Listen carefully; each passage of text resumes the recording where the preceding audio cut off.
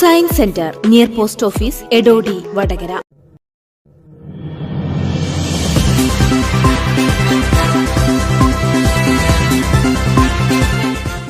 കർഷക സംഘം കുളങ്ങരത്ത് താഴ യൂണിറ്റ് സമ്മേളനം ഫൈറ്റേഴ്സ് നഗറിൽ നടന്നു. സമ്മേളനം ആർ ബൽറാം ഉദ്ഘാടനം ചെയ്തു. പരിപാടിയോടനുബന്ധിച്ച് പുതുപ്പണം പാലിയേറ്റീവ് കെയറിന്റെ നേതൃത്വത്തിൽ നടന്ന ജീവിതശൈലി രോഗനിർണയ ക്യാമ്പ് കെ നാരായണൻ ഉദ്ഘാടനം ചെയ്തു. രേരോത്ത് അച്യുതൻ അധ്യക്ഷനായി. പരിപാടിയിൽ എം രമണി സ്വാഗതവും ടി ശിവദാസൻ നന്ദിയും പറഞ്ഞു. നിങ്ങളിവിടെ നേരത്തെ കൃഷി ഓഫീസറോട് ചർച്ച ചെയ്ത കൃഷിയെ തടസ്സപ്പെടുത്തുന്ന നമ്മുടെ നാട്ടിലെ ഏറ്റവും പ്രധാനപ്പെട്ട വിഷയമാണ് കാട്ടുപന്നികൾ ഉൾപ്പെടെയുള്ള വന്യജീവികൾ കൃഷി നശിപ്പിക്കുന്നത് കൂടാതെ കാടിനടുത്തുള്ള പ്രദേശങ്ങളിൽ മനുഷ്യജീവന് വരെ നഷ്ടമുണ്ടാക്കുന്ന സാഹചര്യമുണ്ട്. ഇവിടെയും മനുഷ്യജീവന് നഷ്ടമുണ്ടായിട്ടില്ല എന്നേ ഉള്ളൂ. വടകര നഗരസഭയിൽ തന്നെ കാട്ടുപന്നിയുടെ ആക്രമണം കൊണ്ട് ആളുകൾക്ക് പരിക്ക് പറ്റിയിട്ടുണ്ട്.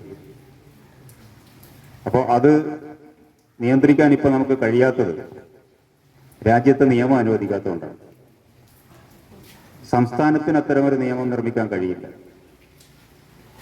ആ നിയമം നിർമ്മിക്കേണ്ടത് രാജ്യാടിസ്ഥാനത്തിലാണ്.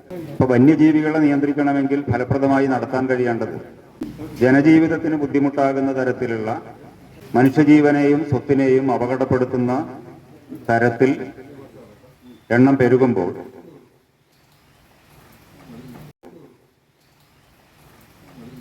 അതിനെ നശിപ്പിക്കാനുള്ള ആവശ്യത്തിൽ കൂടുതൽ ഉള്ള എല്ലാ ജീവജാലങ്ങളും ആവശ്യത്തിന് ഭൂമിയിൽ വേണം. പക്ഷെ ആവശ്യത്തിൽ കൂടുതലാകുമ്പോൾ അതിനെ നശിപ്പിക്കാനുള്ള നിയമപരമായ സംവിധാനം വേണം എന്നാണ് കർഷക സംഘം ആവശ്യപ്പെടുന്നത്.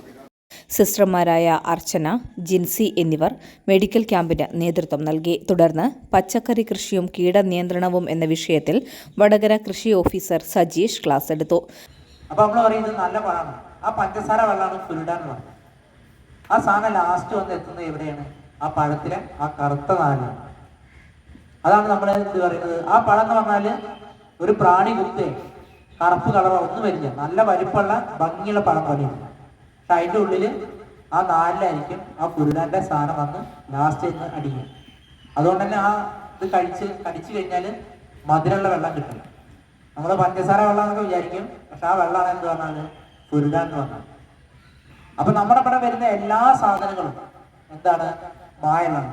ഇപ്പൊ നിങ്ങൾ ഒറ്റ കാര്യം ആലോചിച്ചാൽ മതി, ഇളനീരിൽ മായം ചേർക്കാൻ പറ്റുന്ന ആൾക്കാർക്ക് ഏതിലും മായം ചേർക്കണം. ഇളനീര് നമ്മൾ പറയുന്നത് ചകിരി ഉണ്ട്, അതിൻ്റെ ഉള്ളിൽ ചിരട്ടുണ്ട്, പിന്നെ എന്ത് ചെയ്യണം? അവിടെ എത്തണമെങ്കിൽ അപ്പൊ അതിന് മായം ചേർക്കണം.